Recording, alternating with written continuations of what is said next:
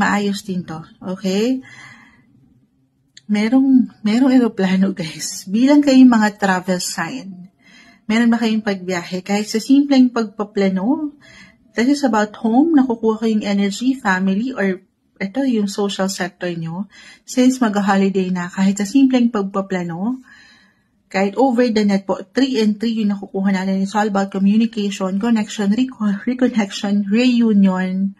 Ayan, I see na merong pagbabalik tanaw. This is about your past po.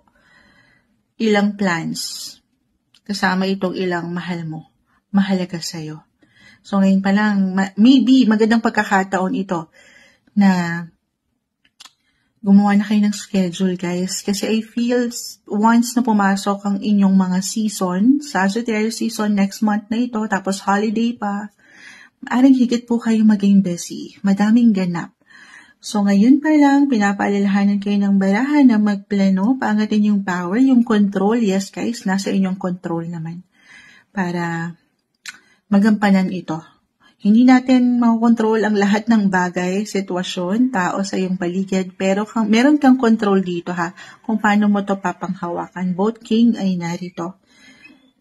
Yung kingly energy ng isang Sagittarius, magaling kayo dito, ha? Matalino kayo. Hindi nyo pa man yan ma-realize. Pero syempre, baka sa dami, ayan, hindi natin maramdaman yung kayo. Ayun lang naman yung ma-add ko, ha? Let things flow naturally sa inyong mga buhay. At huwag kayong magpapa-apekto kasi meron ako nakakita na yun nga, maaaring merong ma-reveal kahit sa simpleng opinion, salita, sekreto ba ito? Na baka dito kayo masaktan. Kita niyo naman may 3 espada na nakadagan sa puso.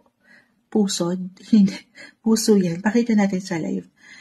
So, okay, mapa-apekto sa ganito, especially 3. Again, kanina ko pala ma-mention, Mercury, the planet of communication, the 3rd house yan, 3 and 3, is currently in retrograde. Actually, right now ay nasa inyong sign.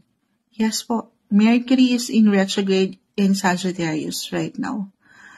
So, maaaring nagbigay din dito ang communication technology, travel. Na-mention ko ba yung travel? May nabanggit ba ako? Kapag mayroon kayong ilang plans to travel,